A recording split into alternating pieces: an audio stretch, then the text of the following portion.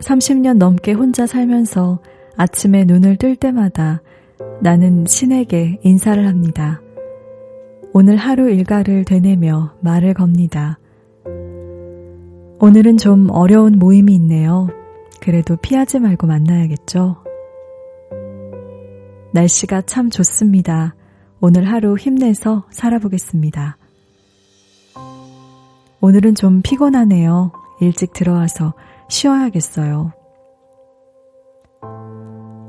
혹시 급하게 나서느라 인사를 놓칠까봐 부엌 가스레인지 위에 오레무스라는 문구를 적어두었습니다. 라틴어로 기도합시다라는 의미입니다.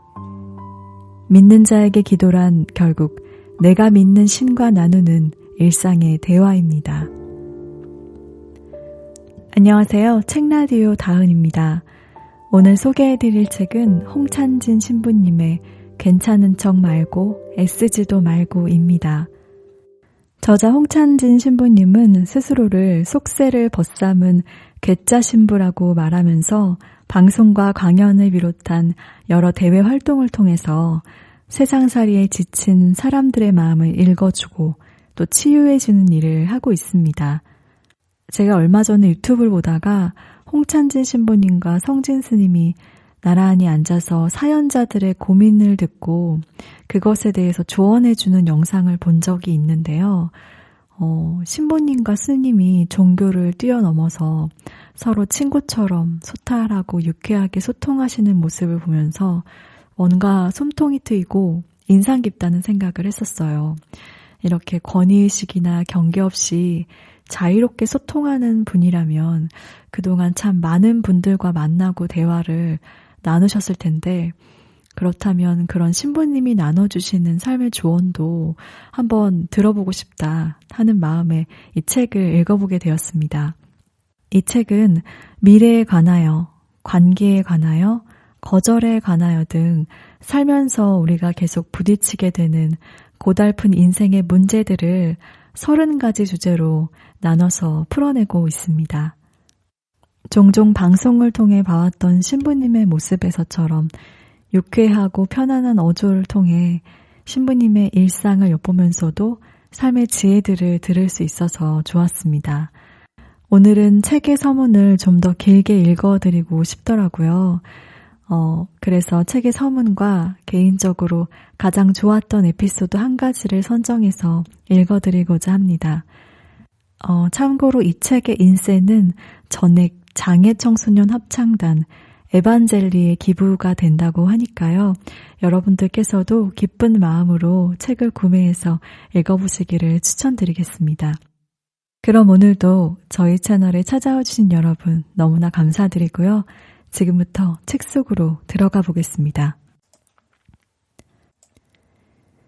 세상이 어떻든 누가 뭐라든 유쾌하게 웃을 줄 아는 사람들의 비밀. 나는 33년차 신부입니다. 성직자로 반평생 넘게 살았습니다. 사람들은 나를 괴짜 신부, 날라리 신부, 심지어 조폭 신부라고 부릅니다. 이런 별명이 붙은 건 내가 검은 사제복을 벗고 성당 밖으로 나와 근엄과 완벽이라는 가면 없이 솔직한 내 모습으로 사람들을 만나기 시작하면서부터입니다. 덕분에 나는 많은 사람들과 속 깊은 얘기를 나눌 수 있었고 감추고 있던 그들의 진짜 아픔을 들을 수 있었습니다. 그들에게 조금이나마 위로와 힘을 줄 수 있었던 건 신부로 살고 있는 나 역시 별반 다를 게 없다는 걸 솔직하게 털어놓아서일 겁니다. 나만 인생살이가 힘든 게 아니라는 걸 아는 것이 때로 무엇보다 큰 위안이 되니까요. 그래서 나는 고백성사를 하는 심정으로 내 지난 삶과 내가 만났던 사람들의 이야기를 털어놓기로 결심했습니다. 짧게나마 내 이야기부터 먼저 털어놓을까요? 나는 슬픔이 많은 가정에서 태어났습니다. 내가 태어나던 해에 아버지의 사업이 망하는 바람에 우리 가족은 주인도 모르는 땅에 판잣집을 짓고 살았습니다. 아버지는 풍요로웠던 지난날을 잊지 못해 매일 술을 드셨고 어머니는 그런 아버지를 대신해 서울 남대문 시장에서 장사를 하며 어린 7남매를 키우셨죠. 당시 어린 내 마음을 특히 괴롭게 했던 건 상대적 빈곤감이었습니다. 부잣집 친구네 거실에 있던 가죽 소파 냄새를 맡을 때마다 우리 집이 얼마나 가난한지 실감하곤 했습니다. 신학교에 들어간 뒤 우울한 내 유년의 기억은 부조리한 현실, 불공평한 인생에 대한 의문으로 이어졌습니다. 신학교 동기 중에는 홀어머니와 어린 동생을 두고 차마 사제가 될 수 없다며 자퇴하려는 친구도 있었고, 경제력은 물론 인품도 훌륭한 부모의 극진한 보살핌 아래 유학을 계획하는 친구도 있었습니다. 신학교라는 작은 세상 안에서도 인간의 의지로는 도저히 극복할 수 없는 인생의 편차가 참 극명했습니다. 그런 모습을 지켜보며 내 머릿속엔 질문 하나가 떠올랐습니다. 세상은 왜 이렇게 불공평할까? 이런 현실을 두고 나는 과연 사람들에게 어떤 희망을 줄 수 있을까? 이런 의문에서 노연한 건 신부가 되고서도 한참 후의 일입니다. 직업상 나는 그동안 잘 먹고 잘 사는 사람보다는 마음 아프고 힘든 사람을 많이 만나왔습니다.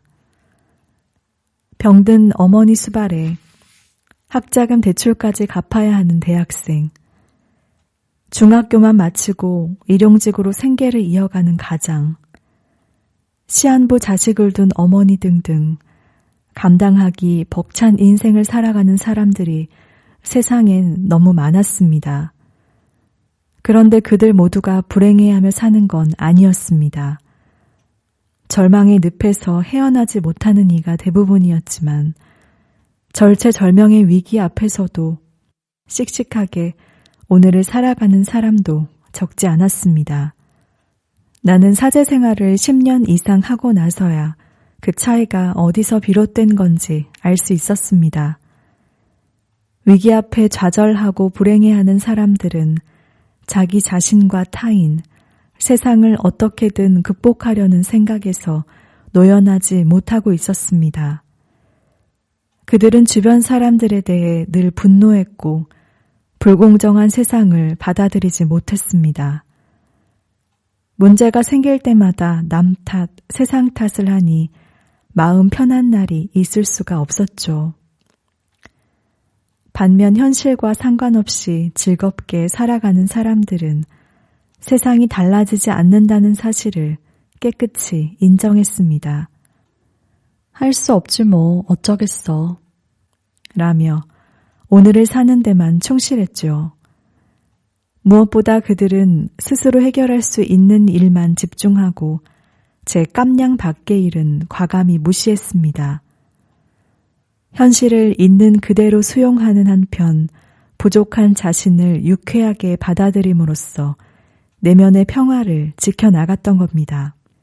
이제 나는 젊은 시절에 가졌던 인생의 의문이 조금씩 풀려가는 것을 느낍니다. 부조리한 세상에 왜라는 질문을 던지는 것 자체가 불행을 자초하는 길입니다. 아무리 노력해도 세상은 내 뜻대로 돌아가지 않으니까요. 반면 그런 세상을 받아들이고 무엇을 할지 결정하는 내 마음만큼은 얼마든지 다스릴 수 있습니다. 세상 탓, 남 탓하며 내 삶의 주도권을 밖으로 돌리면 절망하고 화낼 일 뿐이지만 시선을 내게 두고 내 마음이 하는 말을 쫓으면 암울하던 인생에 조금씩 햇살이 찾아듭니다. 내 마음을 잘 들여다보며 나답게 사는 것, 이것이 바로 어떤 상황에서도 만족하며 살 수 있는 유일한 방법입니다. 그러니 부족한 자신을 감추느라 억지로 괜찮은 척하지 마십시오. 내 뜻대로 안 되는 세상과 싸우느라 애쓸 필요도 없습니다. 나를 알고 내 마음을 믿고 따를수록 삶은 수월해집니다. 부족하나마 이 책이 힘든 세상살이에 지쳐 어떻게 살아갈지 모르겠다고 말하는 사람들에게 작은 숨구멍이 되었으면 좋겠습니다. 잃어버린 마음을 찾아 당당하고 즐겁게 살아가는 당신이 되기를 진심으로 바랍니다. 마음 읽어주는 신부 홍창진.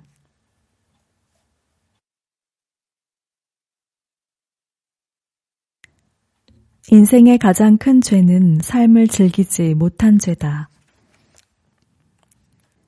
잦은 사임으로 세간을 놀라게 한 교황 베네딕토 16세와 그 뒤를 이은 베르고글리오 추기경, 프란치스코 교황의 이야기를 다룬 두 교황이라는 영화가 있습니다.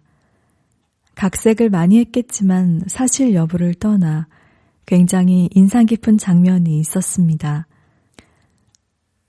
추기경 직을 내려놓고 평범한 사제로 돌아가려던 베르고글리오 추기경은 자신의 뒤를 이어 교회를 이끌어달라는 베네딕토 교황의 요청을 긴 설전 끝에 마침내 받아들입니다. 마음을 연 그는 베네딕토 교황에게 평생 가슴에 묻어둔 젊은 시절의 과오를 고백하고 용서를 받습니다. 이후 고백 성사는 계속됩니다. 이번에는 베네딕토 교황이 베르고글리오 추기경에게 죄를 고백합니다.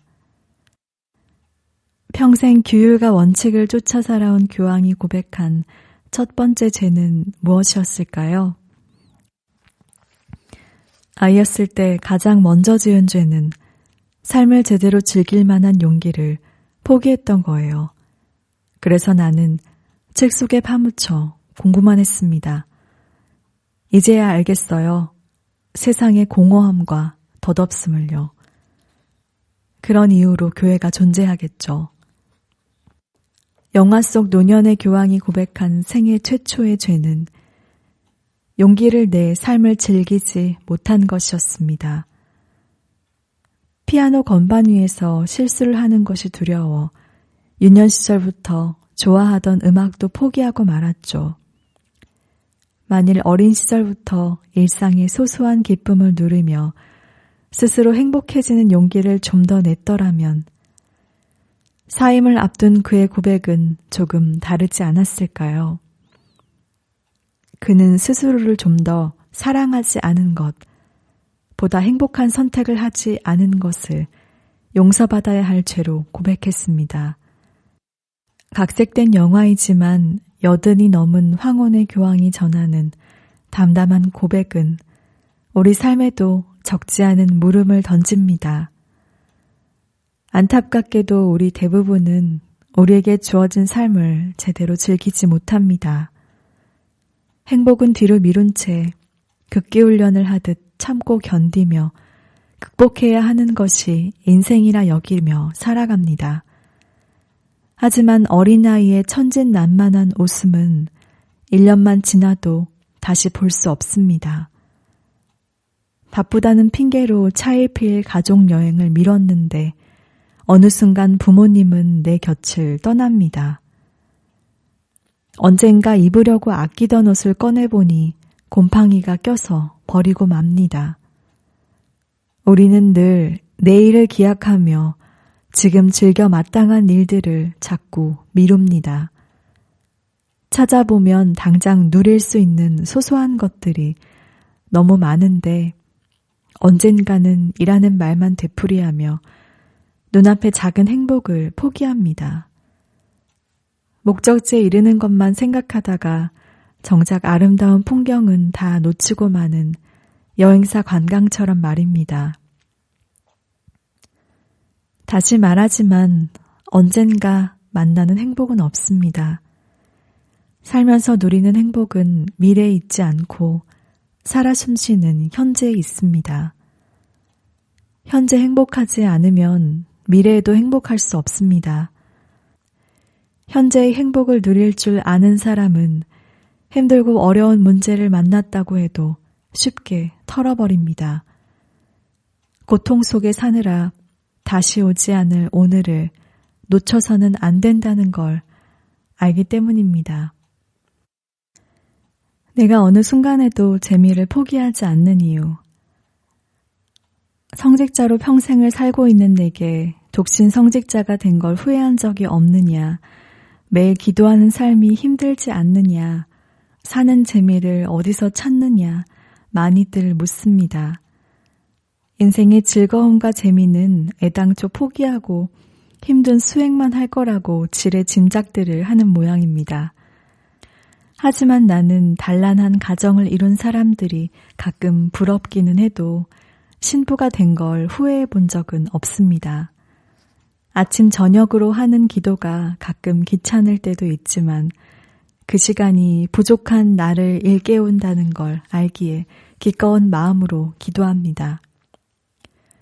그리고 가장 중요한 것이 있습니다. 성직자이기 때문에 이런저런 제약 속에 살고 있지만 살면서 어느 순간에도 인생의 즐거움과 재미를 포기한 적이 없다는 것입니다. 아니, 아주 적극적으로 놀궁 일을 하고 어떻게든 재미를 찾습니다. 정말 하기 싫은 일을 할 때는 그 안에서 조금이라도 나를 즐겁게 할 만한 무언가를 꼭 찾아냅니다. 의미를 부여하는 한편 피할 수 없는 상황을 최대한 즐기는 겁니다. 재미와 즐거움을 쫓아 사는 것, 생각해보면 너무 당연한 얘기입니다. 이는 왜 사는가라는 아주 원론적인 질문의 답이 되기도 합니다. 물론 살면서 많은 고통과 어려움, 의무와 책임이 따르지만 인생에 아무 즐거움과 재미가 없다면 굳이 열심히 살 이유가 있을까요? 사는 낙이 어디에도 없다면 한 번뿐인 인생이 너무 억울하지 않겠습니까? 현대 문명이 들어선 이래 우리 사회는 노동과 생산성, 속도와 성과 등의 가치를 두면서 놀이와 재미를 쫓는 인간의 본능을 무시해 왔습니다. 노는 인간을 무가치한 존재로 비하해 왔죠. 놀이와 재미가 자본주의가 추구하는 이익 창출에 방해가 된다고 판단했기 때문입니다. 하지만 놀지 못하는 사람은 자유를 즐길 수도 없고 주체적인 인생을 살아갈 수도 없습니다. 놀이를 잃은 채 필요에 의해서만 움직이다 보니 결국 일의 노예로 전락하기 때문입니다. 아무리 부와 명예를 거머쥔다 한들 일에 치여 의무와 책임에 짓눌려 산다면 그 인생은 불행할 수밖에 없습니다. 재벌가 오너나 명망 높은 학자가 한순간에 쾌락에 빠져 나락으로 떨어지는 것도 진정한 재미와 보람을 찾지 못해서있지 않을까요? 다 자란 어른이 미약한 어린 아이보다 불행한 것은 아무 재미없이 일만 하는 일상, 놀이가 빠진 강제 속에 묶여 살기 때문입니다. 아이 때는 너나 할 것 없이 누구와도 잘 놉니다. 세상 모든 것을 흥미롭게 받아들이면서 어떻게든 재미있는 것을 찾아냅니다. 하지만 어른이 되어 삶의 생기와 의욕의 불을 지펴주는 놀이에서 점점 멀어지면서 행복에 이르는 길에도 멀어지고 맙니다. 노는 것을 미숙하다고 게으른 사람의 전유물로 생각들을 하지만 놀이를 하찮게 여기는 사람은 인생을 자기 뜻대로 살지 못합니다. 일과 타인에게 인생의 선택권을 넘겨주고 행복을 저당 잡히기 때문입니다. 하지만 잘 놀고 재미를 찾는 법을 아는 사람은 인생의 자율권을 단단하게 틀어줍니다. 놀이와 재미는 생각보다 힘이 세며 사람으로 하여금 스스로 행복해지는 선택을 하게 만듭니다. 행복의 원칙, 일상에서 누릴 수 있는 소소한 기쁨을 절대 포기하지 말 것. 사람이 재미를 느끼는 데는 두 가지 상황이 있다고 생각합니다. 첫째는 즐거운 일을 할 때, 둘째는 내가 누군가에게 도움이 될 때입니다. 그렇다면 가장 재미있는 순간은 즐거운 일을 통해 누군가에게 도움을 줄 때일 것입니다. 나는 사람을 만나는 일이 참 즐겁습니다.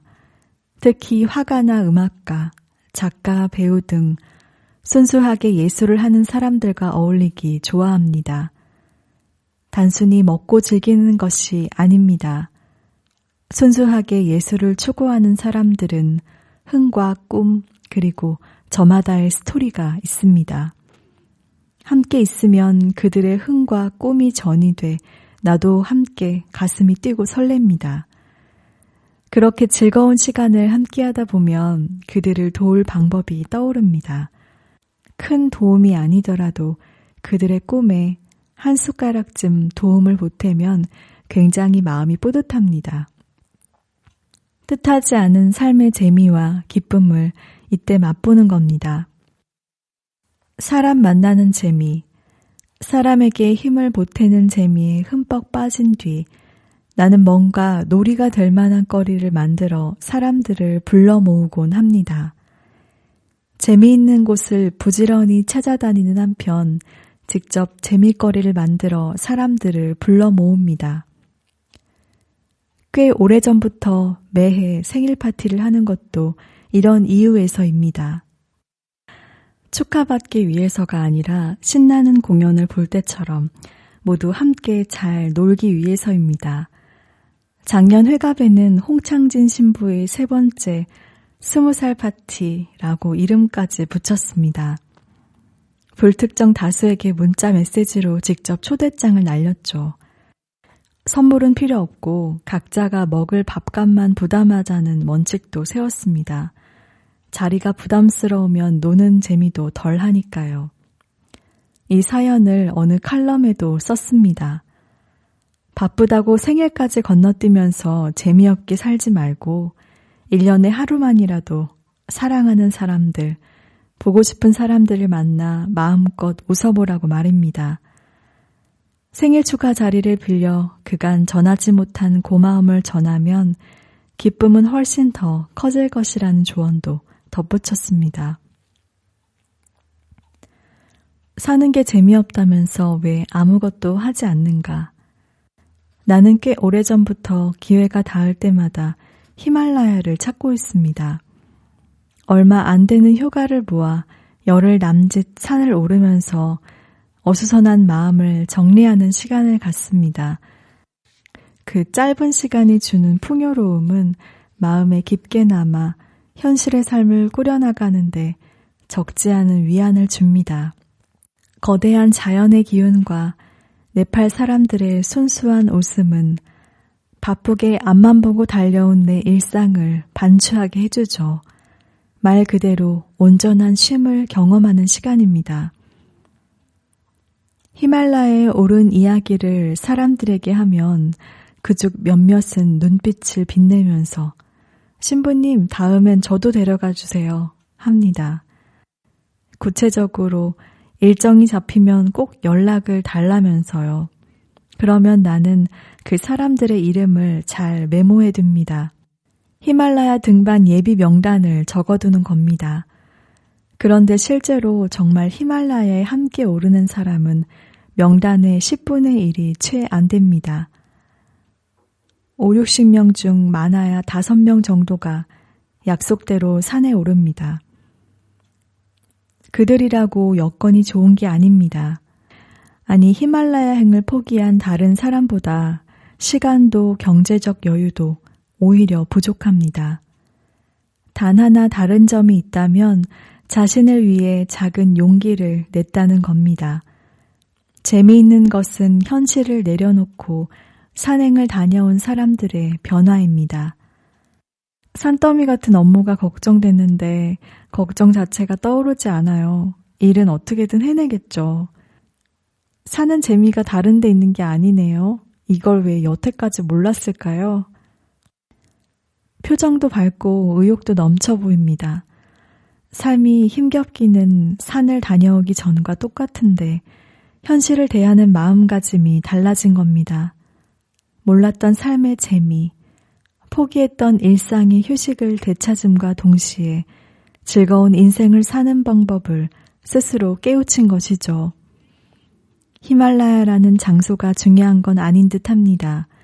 지치고 힘든 일상을 바꾸기 위해 변화를 시도했다는 사실이 중요합니다. 사는 게 재미없다. 인생이 너무 힘들다. 매일 말만 하면서 대부분은 아무 시도도 하지 않습니다. 아무것도 하지 않는 건 결국 살던 대로 살겠다고 선언하는 것과 다름없습니다. 우리의 현실은 늘 정신없이 바쁘게 움직입니다. 우리를 바쁘게 움직이게 하는 건 대부분 우리 의지대로 이끌기가 어려운 사안들입니다. 당장 먹고 살아야 하니 회사에 나를 맞춰야 하고, 가족을 챙겨야 하니 하고 싶은 일보단 해야 하는 일에 맞춰 살게 됩니다.